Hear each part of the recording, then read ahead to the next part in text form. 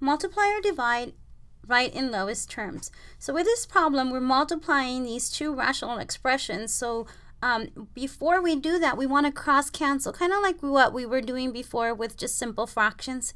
If there's any factors that they have in common, then we can cross cancel those. So just to make it easier, this part right here, because we have this exponent 2, that means the base is being repeated. I'm going to rewrite it. So I get 2y plus 3 times 2y plus 3. At the bottom, we have 5 and y. So that just means 5 times y. We're multiplying that times 15y cubed.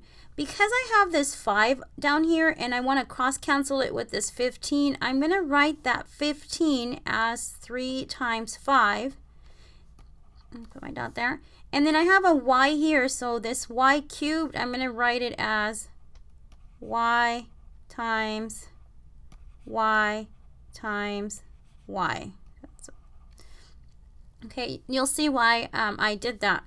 And then this bottom binomial here, 4y squared minus 9, it's a difference of squares. Remember, with the difference of squares, if we can write it like this, then we can use the formula. So in this case, this is going to be 2y, because 2y times 2y gives you 4y squared, and then 3 times 3 gives you 9. So when I write this as using the formula, the difference of squares, we get 2y plus 3 and then 2y minus 3.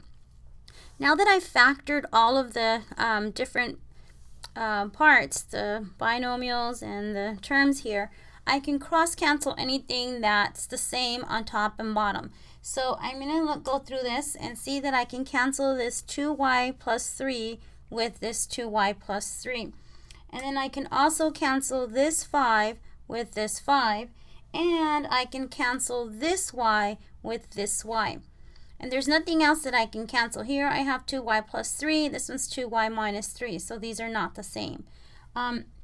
So now what's left is going to be my answer. So I have 2y plus 3 times 3 times y, which is 3y squared, over here, that's canceled, and that's canceled, so 2y minus 3.